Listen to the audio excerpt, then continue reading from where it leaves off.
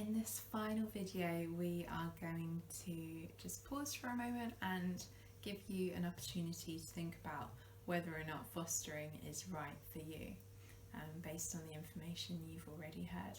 And I've got some questions here that you might find helpful to think through, to help you decide whether or not it is right for you. So, are you able to offer high quality childcare to a child? Have you got enough experience to be able to do that? Are you able to work with social workers and have them coming in and out of your home? Are you able to be flexible with your work and family commitments? And do your family think that this is a good idea as well? Are you able to work well as part of the team? Are you able to be accountable? I spoke about the need to be accountable for the way you spend money, also for the way that you're looking after the child as well. Social workers may want to question your approach on certain things, and you need to be able to engage in those kind of conversations without getting overly defensive. Are you able to cope with a child's behaviour but also see beyond it as well? I mentioned that children will have often experienced some really horrendous and traumatic things before coming into care, and that can have quite a big impact on their behaviour. So they might behave in a way that you don't think is very appropriate, but you need to remember where they've come from when you think about how you respond to their behaviour and whether or not certain punishments are appropriate. So those are some things for you to spend a bit of time thinking about. We hope that you do decide that fostering is right for you. As it said here, nationally we need 8,000 more foster carers a year. And if you do think it is the right decision, then I'm just going to talk finally about what happens next. So this grid kind of outlines the fostering assessment process. So at the moment you're up at step 1 of stage 1, where you're making initial contact with the fostering team. So normally these videos would be done face to face. You'd come along to one of our monthly information sessions, and you might want to receive one of our information packs in the post as well, and my contact details will pop up in a minute if you would like to request one of those and haven't already had one. So this is just about making initial contact, finding out things like whether or not you've got a spare room and if you've got some childcare experience.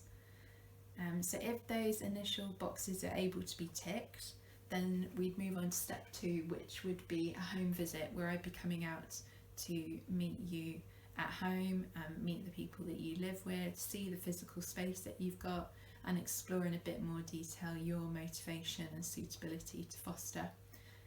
At the moment, because of the lockdown, we're doing those home visits through video calls. And then the next step is the preparation group, so the 3-day training course I mentioned in a previous video called Skills to Foster, and this is kind of a crash course in the nuts and bolts of fostering, and you do that with other people that are at the same stage of the application process as you. We run it 5 times a year in Camden, and it's quite intense. It's part of your assessment as well, so we're delivering the training, but we're also looking at how you respond to different case studies, often do a bit of role play, so it's quite interactive and hands-on. And if all of that's going well and all the background checks, like your police check, medical check, references, etc., then we would be looking to move on to stage 2, which is your in-depth assessment with one of our assessing social workers in the fostering team. And normally this would take place over about 8 sessions, with the social worker coming to your home and exploring in a lot of detail, going right back to your childhood, to see how you understand yourself, how you've processed the things that have happened in your life, how you operate, how you connect with yourself and connect with other people, and how you would be able to connect with the child and look after them. So that is really quite a detailed process to go through, and sometimes people say it feels a little bit like therapy, because you find yourself talking about things that you might not have spoken about to anyone for quite some time. and that's all to really kind of get a good understanding of who you are and how you operate.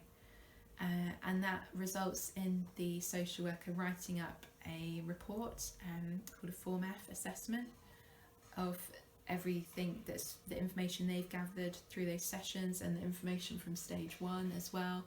And then finally you go to the fostering panel with your assessing social worker together, and that's a little bit like quite an intense job interview.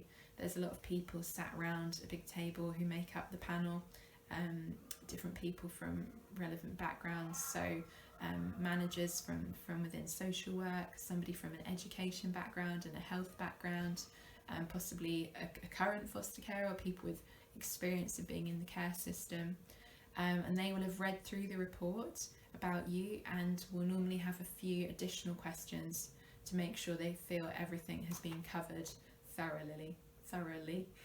And they would then make a recommendation about your approval, which is signed off the following week by somebody called the agency decision maker, who's a senior manager within Children's Services, and then you're good to go, and we would be getting in touch with you to start speaking to you about children that we think you might be able to look after. And this whole process normally takes at least 6 months and up to 8 months, so it's a long haul. It's an in-depth process to have to go through, but I'm sure you understand that we have to be very thorough before somebody can be approved as a foster carer, to make sure that they are capable and suitable to be caring for some of the most vulnerable children in Camden and across the UK.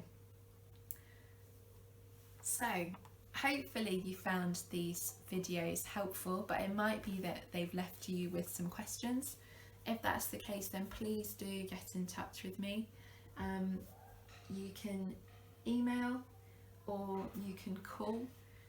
Maybe you're wondering how things are working at the moment during coronavirus. We are trying to keep assessments ticking along as much as possible, doing things online and virtually, such as these videos and the rest of the assessment process actually.